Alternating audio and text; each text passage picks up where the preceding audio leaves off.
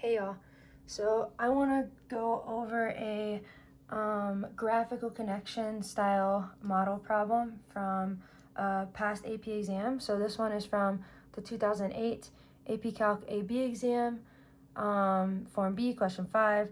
It is calculator inactive, that means no calculator allowed. We will be referring to a memorize sheet that I've made. So I have this memory sheet. I'm going to try to make a video on the whole thing soon, but this is all the things that you need to know for the AP Calc exam, AB exam, and yeah, it's pretty extensive, but for now, we're going to be focusing on this page, which has all of our graphical connections. So f is increasing when f prime's greater than 0. That's what I am meaning when I say graphical connections.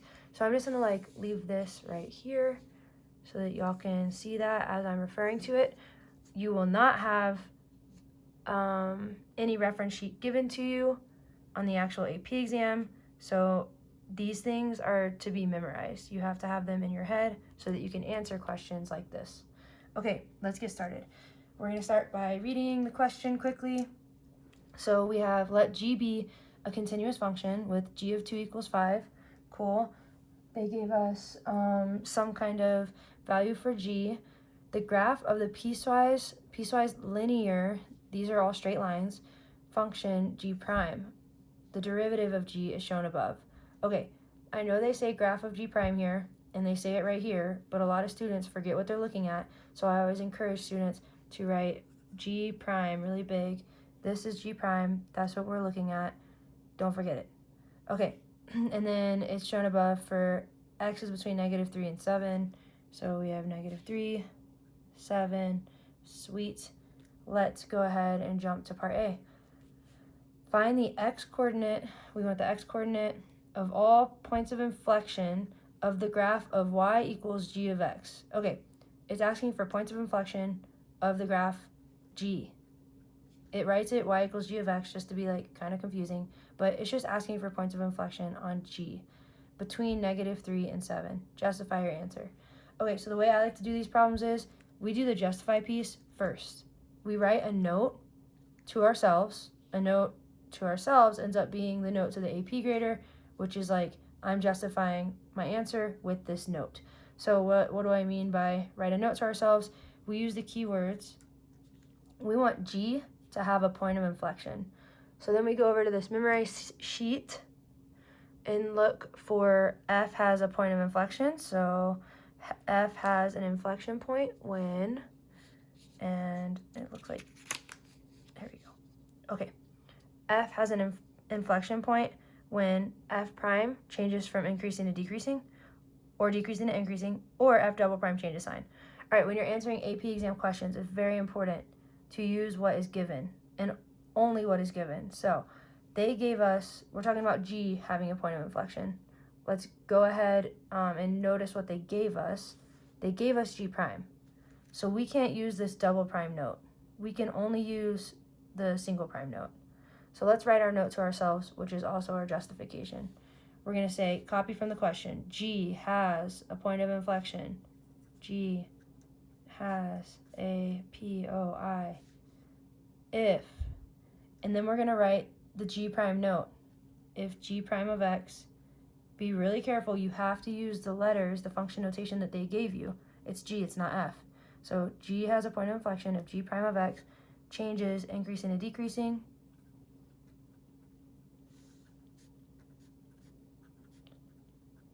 or decreasing to increasing. Okay, cool. We have our justification point out of the way. Now, we need to actually find the x values where this happens. So let's go up to our G prime graph and check where does it change from increasing to decreasing or vice versa. So G prime, increasing, increasing, increasing, still increasing, boom, changes from increasing to decreasing at x equals 1. So I would say this occurs at x equals 1. And there's another one. So now we're going to keep going. We're decreasing, decreasing, decreasing until we get here, decreasing to increasing. So it also happens at x equals If you want, you can put that in there. This is x equals 4.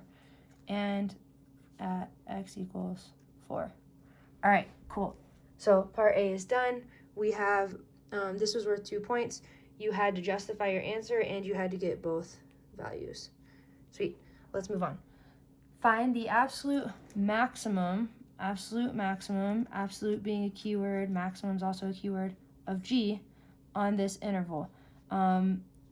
It's including 3 and 7 because it's the absolute maximum.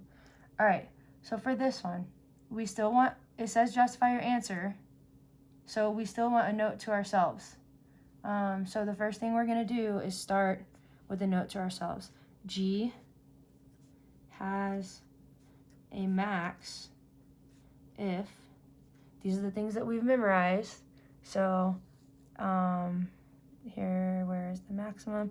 F has a max when F prime changes positive to negative. We should know those things. So if G prime changes positive to negative. Okay, that's gonna come in handy, but because it says absolute, the word absolute should make you think, check endpoints. We have to check at -3 and at 7, what are my G values? All right, so here's what we're gonna do. We are going to first find where G prime changes positive to negative. So let's say this occurs at positive to negative, G prime. G prime is positive right here, and then right here it switches to negative. So this occurs at x equals 2. And it looks like that's the only place that we go from positive to negative. Okay, so this is a maximum for sure, but we don't know if it's the absolute highest point. So now we have to do some things. We have to find G of 2. What is the y value? What is the height at x equals 2? Well, they told us G of 2 is 5. Sweet. But we also have to find the height at the endpoints because it wants the absolute highest point on the graph of G. So we need G of 3 and we need G of 5. Or sorry, G of 7.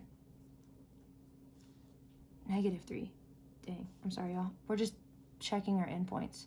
What are the y values on G at the endpoints? A common mistake that students make is they say, oh, G of -3 is -4. That's not right. We want G of -3. That's G prime. Okay, so how do we find the original function value if we're given the derivative function? We have to use the fundamental theorem of calculus. So we are going to use, I'm going to write this theorem over here.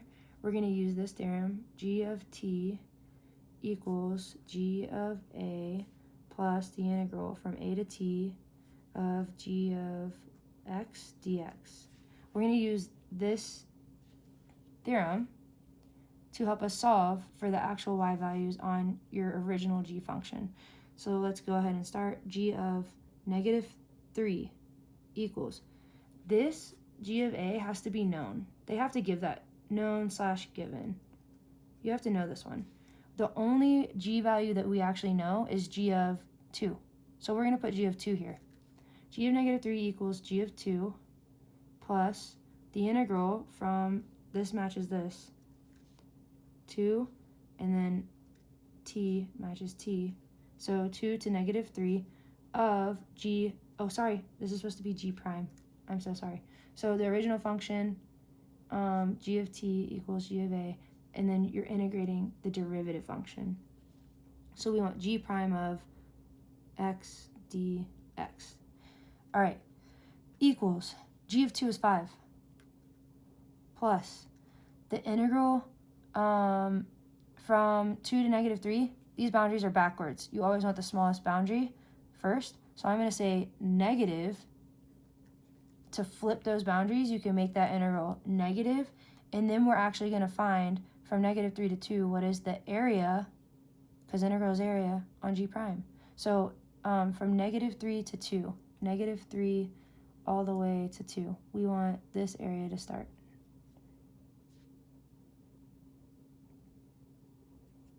Okay. And I think that I'm confident in your ability to find areas. So I'm just gonna look at the answer key for this one. G of what? Hold on. G of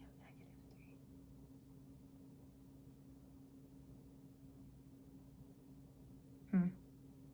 This person did this very different than I would do it. Okay. Well, we're gonna say minus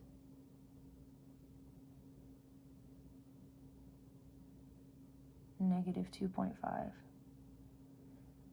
I guess we'll find the area just to confirm because I don't trust this person's work. Okay. So we're gonna find the area. We have 1/2 base is 2, so 1/2 of 2 is just 1 times height is 4, but that's negative, so that's positive or -4, and then plus -4 plus this. If you want, you can split into 2 triangles. We have 1/2 base, which is 2 again, so that just turns into 1 times height 1, so we have 1 plus 1/2 base, which is just 1/2 times height, so plus 1/2. So -4 plus 1, that's -3, plus 1/2, that's -2.5. So this is -2.5. Okay, good. So G of -3 equals 7.5. Okay, sweet. Sorry about that. Just wanted to make sure that this key that I'm looking at is correct. Okay, now we found the height, 7.5, at x equals -3 on the g function. So far we can already tell that 7.5 is larger than 5. So like this is actually looking more like the absolute max, but we still have to check 7. So let's check g of 7 equals, we're going to copy the exact same thing, g of 2 plus the integral from 2, except instead of -3 up here, we have 7, g prime of x dx equals. Okay, 2 to 7, we have 2 to 7, we have these 2 triangles. G of 2 is 5, so we're going to say 5 plus, we don't have to put a negative here because these boundaries are correct. And this one, we get -1/2 base times height. So 1, 2, 3, 4.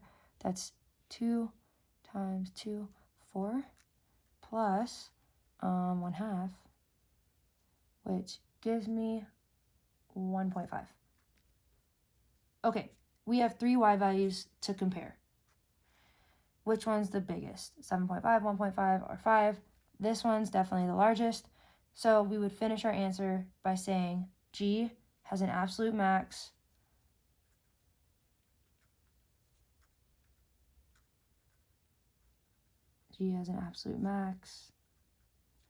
of 7.5, and it occurs at x equals, which one did that come from? -3. Okay, the way that I answered this is important.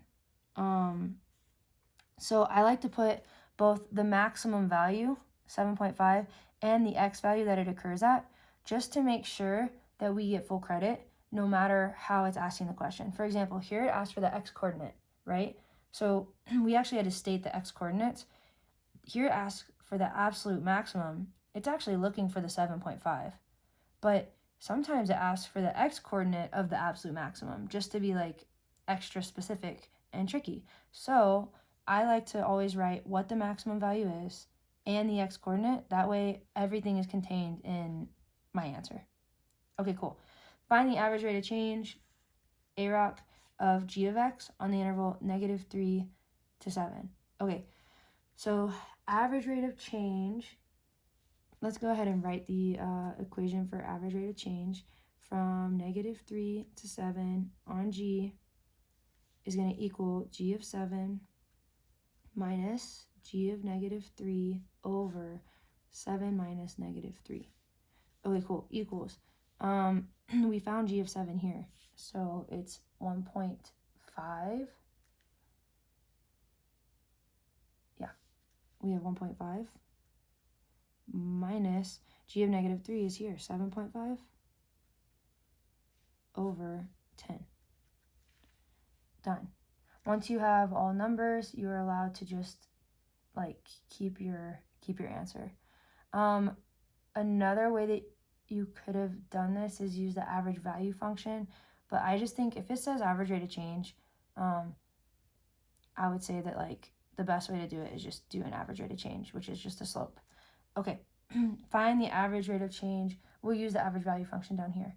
All right, find that, just so you can see an example. Find the average rate of change of g prime on this interval g prime. Okay, we're finding the average rate of change of g prime. Does the mean value theorem apply on this interval? Guarantee a value of c such that g double prime is equal to this average rate of change. Why or why not? Okay, when you're using mean value theorem, you're always trying to prove that g prime of x equals g of b minus g of a over b minus a. So the first thing that I want to do is actually find the average rate of change. So this part. Okay, but here we're trying to do, does the mean value theorem apply to g prime? So actually we're going to do g double prime of x equals g prime of b minus g prime of a. Okay, so let's do this AROC first on g prime from negative 3 to 7. That would be g prime of 7 minus g prime of negative 3 over 7 minus negative 3 equals g prime of 7. G prime of 7 is 1 minus g prime of negative 3, that's negative 4 over 10 equals 5 over 10 equals 1/2. Okay, so we know that this part, this side is equal to 1/2. Cool. Now we need to find g double prime from negative 3 to 7. So here's what we're going to do. We're going to find the average value using the average value function. So we have 1, here I'm going to write the average value function, 1 over b minus a times the integral from a to b of, in this case we're going to do g double prime of x with respect to x. So this is going to give us an average rate of change on g double prime. So let's go ahead and plug in our b's and our a's. So we get equals 1 over 7 minus negative 3 integral from negative 3 to 7 g double prime with respect to x. So equals 1 over 10. And then this integral, if you integrate g double prime, you get back to g prime. So we have 1 over 10, and then we have g prime of x from, evaluated from negative 3 to 7. That's going to give us 1 over 10 g prime of 7 minus g prime of 3. That's what we had here. 1 over 10, this is over 10, and then g prime of 7 minus g prime of negative 3. So this is going to equal 1/2. Okay, so we get the same value applying, I just wanted y'all to see it both ways. So like average rate of change way, average value way, we get the same value either way. Now let's answer this question. Does the mean value theorem applied on this interval guarantee a value of c? Okay, we're trying to use the mean value theorem to prove that g double prime is equal to this average rate of change. Well, here's the thing. To get g double prime, we would have to be able to take the derivative at any point on g prime. The problem is g prime is not differentiable everywhere. So we could very easily answer this question now, knowing that G prime is not differentiable. We can say the mean value theorem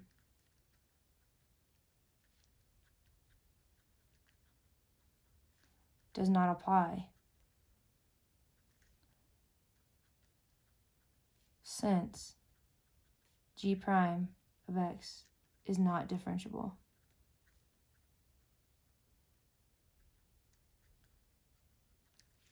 Done. For, I guess you could say on -3 is less than x is less than 7. You could specifically state the interval that it's not differentiable on. All right. You can find this question online if you Google it. So if you want to find it, just Google 2008 AP Calc AB exam, Form B, question 5. And you'll be able to find like the full breakdown of like how points are distributed. Yeah, I would continue to practice these types of questions because graphical connection questions are very important to AP graders. Also, remember, you're going to have to actually know and memorize all of these values. Okay, y'all.